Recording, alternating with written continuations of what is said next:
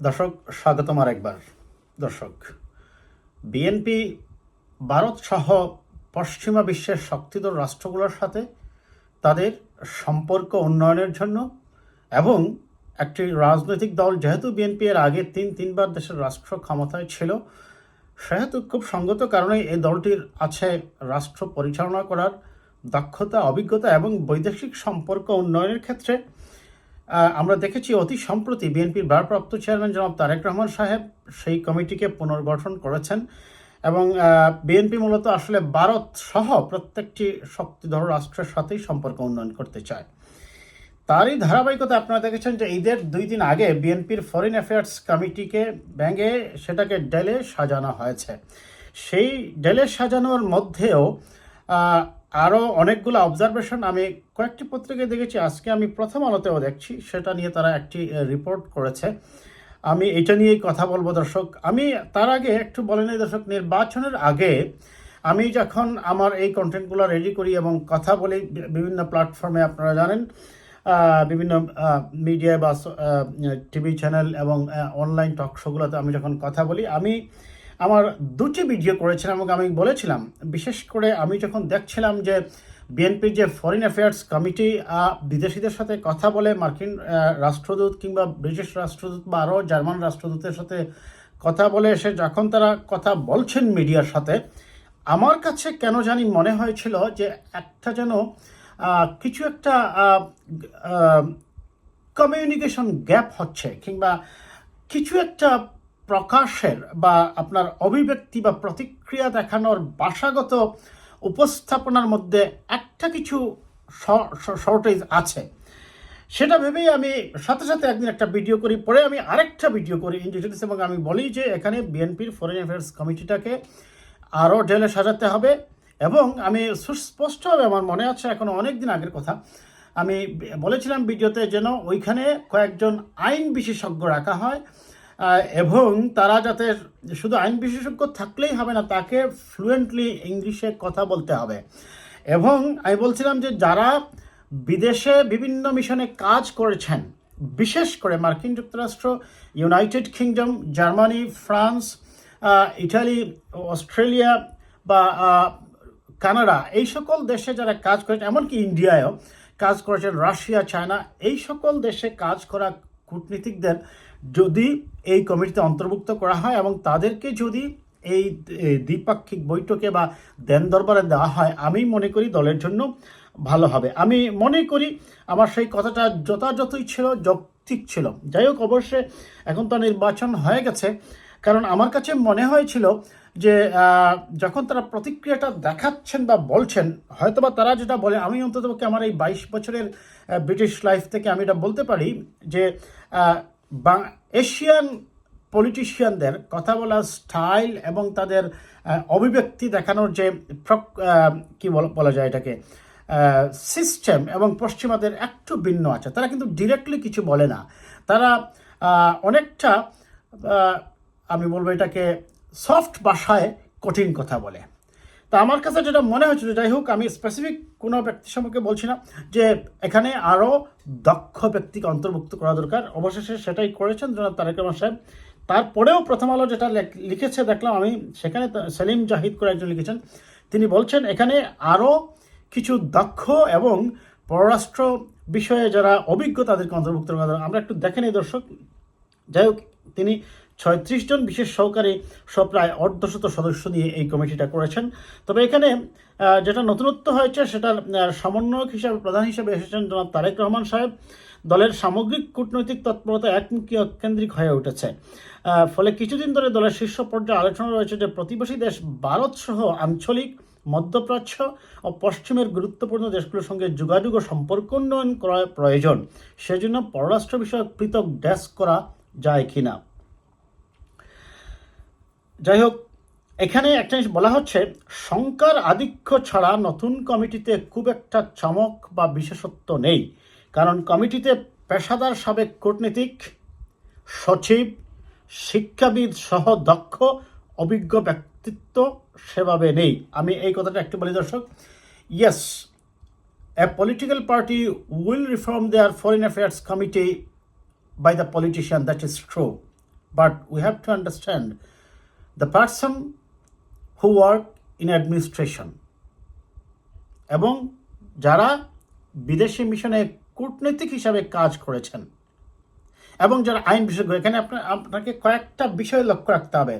আপনার বিশেষ করে আইন বিশেষজ্ঞ এবং কূটনীতিক হিসাবে কাজ করেছেন এবং হ্যাভ টু হ্যাভ আমি বলছি English fluently speaking capability, otherwise হবে না।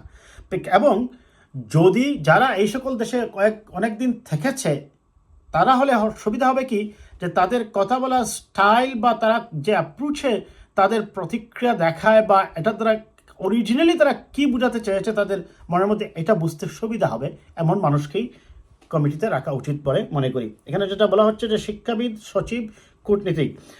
শিক্ষাবিদ থাকলে ভালো, তবে কূটনীতিক এবং সচিব থাকতে হবে, কারণ সচিবরা বিভিন্ন সময় পররাষ্ট্র মন্ত্রণালয়ে তারা বিষয়গুলো ডিল করেন এবং তারা জানেন, বুঝেন।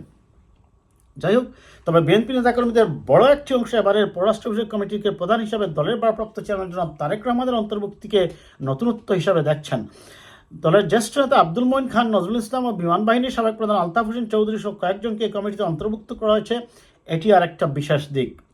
That is a good decision as well, আমিও বলবো। সর্বশেষ 2019 সালের ফেব্রুয়ারিতে বৈদেশিক সম্পর্ক বিষয়ক কমিটি করে বিএনপি 21 সদস্যের এই কমিটি প্রধান ছিলেন দলের স্থায়ী কমিটির সদস্য সাবেক মন্ত্রী আমির খসরু মাহমুদ চৌধুরী। যাই হোক, এখন এই কমিটিটা পুনর্গঠন কেন, আমি একটু আগে যেটা বলছিলাম দর্শক, যে বাংলাদেশের নির্বাচন, গণতন্ত্র, মানবাধিকার, বিচার ব্যবস্থা সম্পর্কে প্রতিটি দেশকে যেভাবে বলা দরকার, তথ্য উপাত্ত দেওয়া দরকার, বিএনপির ফরেন অ্যাফেয়ার্স কমিটি সেটা ভারতকেও দিয়েছে, যাতে তারা জনগণের পক্ষে, গণতন্ত্রের পক্ষে থাকে। ভারত তাদের স্বার্থে তারা সেই সাজেশনগুলা গ্রহণ করেনি। ভারতের কেসটা হচ্ছে সম্পূর্ণ ভিন্ন দর্শক, because Bharat end of the day আপনি যত কথাই বলেন না কেন, আমি যদি ব্যাপারটা এইভাবে বলি যে ভারত তার নিজেদের স্বার্থে, আওয়ামী লীগ আসলে তারা বুঝে না, তারা বুঝে হাসিনা মুজিব পরিবার। আর সঙ্গত কারণে হাসিনা মুজিব পরিবারই আওয়ামী লীগকে নেতৃত্ব দিচ্ছেন বিধায় তারা আওয়ামী লীগ এবং হাসিনা মুজিব পরিবারকেই তারা চায়, এই কারণেই যে তারা দেন দরবার ছাড়া তাদের স্বার্থগুলো আদায় করে নিতে পারবে। অতি সম্প্রতি আপনারা জানেন যে করিডোর দিয়ে আসছেন প্রধানমন্ত্রী শেখ হাসিনা ওয়াজেদ তার চুক্তির মাধ্যমে। আমি আবারও বলছি দর্শক, এই শব্দগুলো আমি আশা করি সেটা বিএনপির জন্য কাজে দিবে। সেটা হচ্ছে যে বিএনপির জনগণের পক্ষে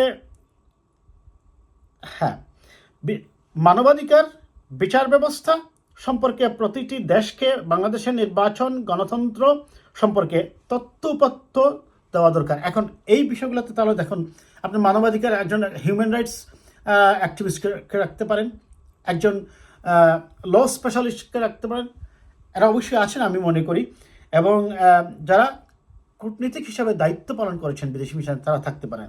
কাজে এইভাবে সেক্টর ওয়াইজ ভাগ করে যদি এই কমিটিটাকে, অবশ্যই রিফর্ম করেছেন জনাব তারেক রহমান সাহেব, নিশ্চয়ই তিনি অনেক চিন্তা করেই সেই কমিটিটাকে আপডেটেড করেছেন।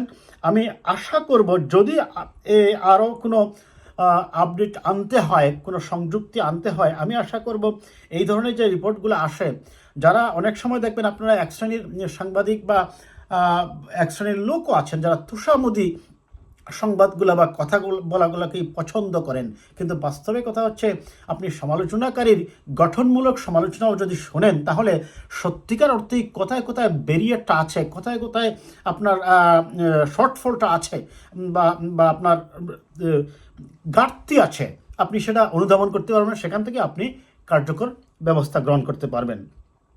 এখন আসেন ভারতের সাথে সম্পর্ক উন্নয়নের চেষ্টা। আমি দর্শকে এইভাবে রিডিং পড়তেছি না, আমি ভারতের সাথে সম্পর্ক উন্নয়নের ক্ষেত্রে দেখুন সবচেয়ে বড় ব্যারিয়ার হয়ে গেছে এই যে আমি একটু আগে বললাম যে এখানে ইন্দো স্পেসিফিক রিলেশনেরও ব্যাপার আছে, প্লাস নিরাপত্তার ব্যাপার আছে, এবং ভারত যেহেতু একটি বড় রাষ্ট্র, খুব সঙ্গত কারণেই মার্কিন যুক্তরাষ্ট্র কোনোভাবেই চাইবে না যে ভারতকে অখুশি করে এগেনস্টে গিয়ে বাংলাদেশের জন্য কিছু করতে।